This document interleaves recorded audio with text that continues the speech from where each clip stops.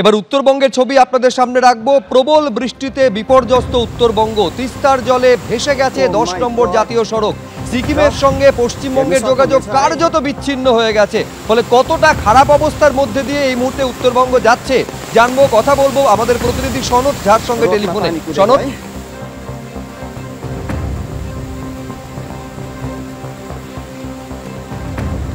যোগাযোগ বিচ্ছিন্ন হয়ে গেছে আমাদের সঙ্গে, আমি আবার যোগাযোগ করছি। এই হচ্ছে কালিম্পংয়ের ছবি আপনারা দেখতে পাচ্ছেন। উত্তরবঙ্গ জুড়ে প্রবল বৃষ্টিপাত এবং তাতে একাধিক জায়গার অবস্থা অত্যন্ত খারাপ। 10 নম্বর জাতীয় সড়ক তিস্তার জলে ভেসে গেছে। সিকিমের সঙ্গে পশ্চিমবঙ্গের যোগাযোগ কার্যত বিচ্ছিন্ন।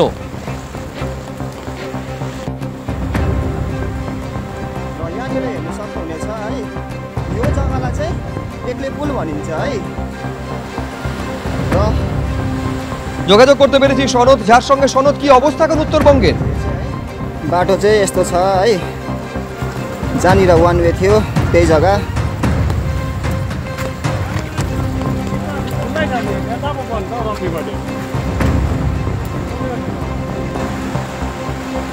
ফলে যেহেতু বৃষ্টির পরিমাণ বাড়ছে ফলে ধসের আশঙ্কাও তৈরি হয়েছে বিভিন্ন জায়গায়। সনদ, কি অবস্থা উত্তরবঙ্গের? हेर्नु सक्नुहुनेछ है।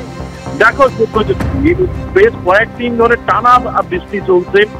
গত শনিবার 29 মাইলের কাছে কিন্তু রাস্তার অর্ধেকটা ধসে যায়। সেই সময় কিন্তু ভারী যান চলাচল পুরোপুরি বন্ধ হয়ে যায়। কিছু ছোট যান চলাচল চলছিল নিজেদের দায়িত্বে, এবং গতকাল থেকে যেভাবে বৃষ্টি হচ্ছে আজকে সেই রাস্তা পুরোটাই ধসে গেছে, যান চলাচল পুরোপুরি বন্ধ। তবে এবার সিকিমের সঙ্গে শুধু যোগাযোগ রয়েছে ডাম্বিং হয়ে, লাভালোলেগাঁও হয়ে, যে পেলিং হয়ে যে একটা যোগাযোগ, সেটা অনেক ঘুরপথে। তবে যে সরাসরি যে যোগাযোগ কার্যত বিচ্ছিন্ন। দুই কালিম্পং, বিশেষ করে কালিম্পং এবং সিকিম, তাদের অবস্থা ভয়ঙ্কর খারাপ। বিশেষ করে নিত্য প্রয়োজনীয় জিনিস যাওয়া ভয়ঙ্কর মুশকিল হচ্ছে।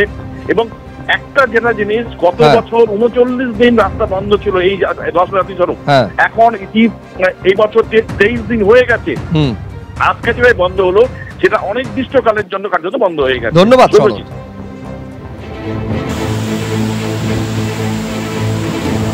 ओ माई गड, र हेर्नु सक्नुहुनेछ है,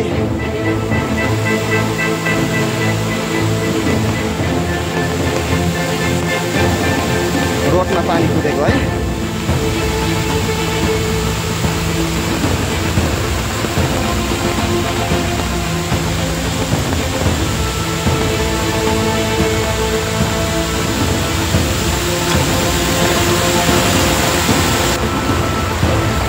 रोडमा पानी कुदेको हेर्नु सक्नुहुनेछ है, NH 10।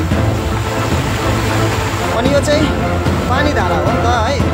अनि यहाँदेखि उता चाहिँ एक्ले पुल भनिन्छ